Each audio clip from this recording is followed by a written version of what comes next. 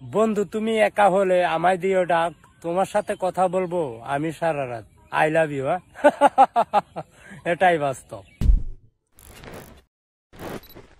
2019 সালের দিকে হঠাৎই ফেসবুকে বেশ ভাইরাল হয়ে যায় রিপন ভিডিও নামে রোগা পাতলা হাস্যময়ী একটা ছেলে।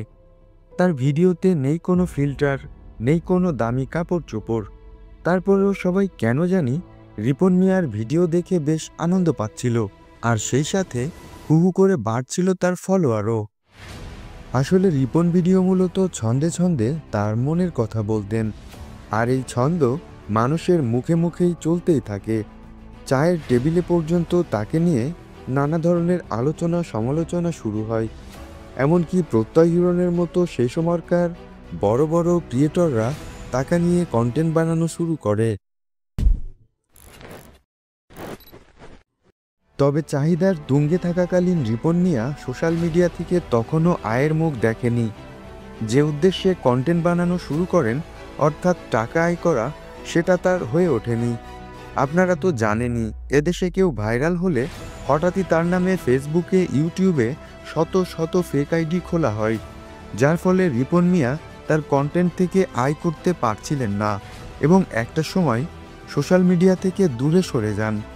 তবে সম্প্রতি দীর্ঘ বিরতির পর রিপন মিয়াকে আবার সোশ্যাল মিডিয়াতে অ্যাক্টিভ দেখা যাচ্ছে।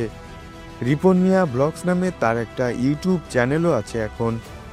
ভক্তরা তো তার এই নতুনভাবে ফেরাকে রিপন ভিডিও 2.0 হিসাবে বিবেচনা করছেন। আরও একটা বড় লক্ষণীয় বিষয় হলো, প্রথম দিকে ক্রিঞ্জ ভিডিও বানানো রিপন মিয়া এখন বেশ ম্যাচিউরড ভিডিও তৈরি করছেন, একেবারে সিম্পল সাদাসিধে।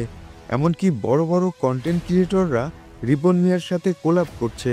এই ঈদে তো দেখা গেল একেবারেই অন্যরকম কিছু। ঈদে মুক্তিপ্রাপ্ত সিয়ামের জঙ্গলি সিনেমার প্রমোশনে রিপন মিয়াকেও দেখা যায়। রিপন মিয়ার এবারের ফেরাটা বেশ পজিটিভ।